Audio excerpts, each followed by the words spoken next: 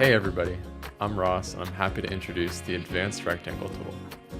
This tool has been a staple in my After Effects workflow for a while, and I'm finally ready to share it, and I hope some others will find it helpful. I use this on just about every project in some fashion. In fact, the video you just watched used the Rectangle tool on every shot. It's not the flashiest or feature-rich plugin, but it's so versatile and it makes animating rectangles super easy. If, like me, you've had to create more than a few rectangles in After Effects, then this tool might be for you. I'm going to jump in After Effects and go over the features of this tool and demonstrate what makes it so useful. Let's go. I've created this project file so that I can go over some of the features of the Advanced Rectangle tool. This file will be available for download along with the preset itself. Now, let's look at the rectangle and go to the effect controls, and we'll see the first option is the control mode. There's a slider control mode and a point control mode.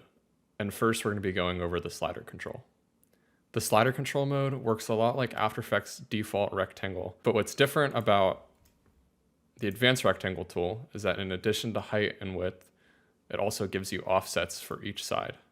Being able to control each side individually gives us really precise control over the rectangle so that we can make animations like this without having to scale or move the position of the rectangle.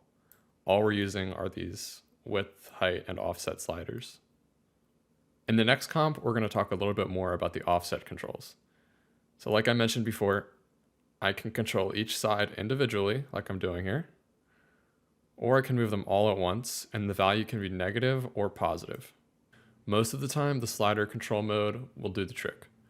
But sometimes you need to control it a little bit differently. For example, if you want the corners of your rectangle to follow other layers in your comp. So that's where the point control mode comes in. And to change your control mode, you go to this control mode dropdown and click point. Once you're in point mode, the first thing you'll notice is that our width and height sliders don't work anymore. That's because our rectangle is being controlled with these point controls. What it's essentially doing is drawing a rectangle between point 1 and point 2. If I move these points in our effects, then the rectangle moves with the points. I've set some keyframes here and the rectangle just follows along to the points. The slider controls don't work anymore, but the offset controls still do. So if you want to offset it beyond these points, that'll still work. But what if we want our corners to follow some other layer in our composition? That's where these corner parent selectors come in.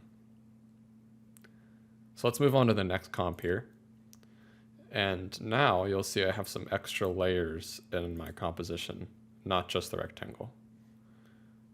So what's happening is our rectangle is choosing these points as the parent for the corners. And when I do that, now these XY position controls are being overridden by these other layers in our composition. So if I move this around, the corner of the rectangle moves with it. But what's really cool is that even if our corner points are parented to another layer themselves. For example, this point here is parented to this rotation layer. And if I play this, this can rotate, it can scale, and our rectangle always follows that point. The tool has 3 different corner types. We have our round corner, our exaggerated round corner, which gives us more of a squircle type of shape, and then our beveled corner. To change the corner type, there's a drop down here, so we can choose between the 3 types.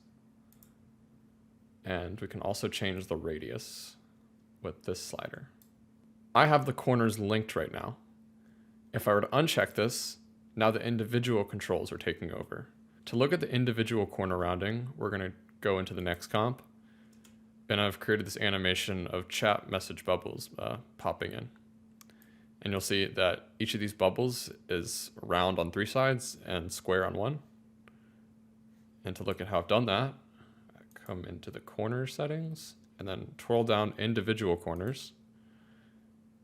And this top right radius is set to 0. I can change that like this.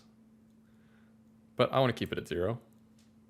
Next, we're going to look at how we can use individually rendered corners with this chat bubble animation.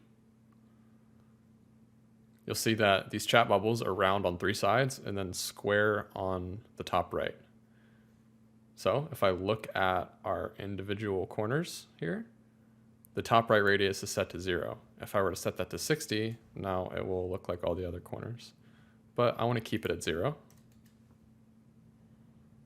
All right, now that about covers all the features of the advanced rectangle tool, but I did want to show you this one last comp. While I was working on the promo video for this tool, one of my scenes needed a bounding box. So I decided I'd turn that rig into its own preset that comes along with the default tool.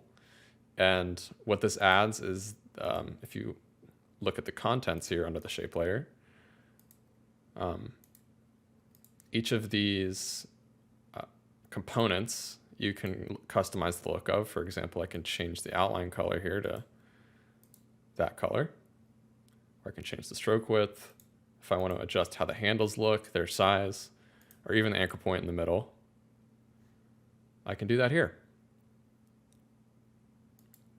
And of course, this also works in point mode. So if I want to have this track to, say, a null in my scene, I could do that, or I can just move it around like this with the corner controls in the effect here. So yeah, this could be really useful if you're trying to create a scene like I had in my video, or maybe you're trying to recreate some kind of a UI. This is really nice for that. And that's it. I hope you find this tool useful, and thank you for watching.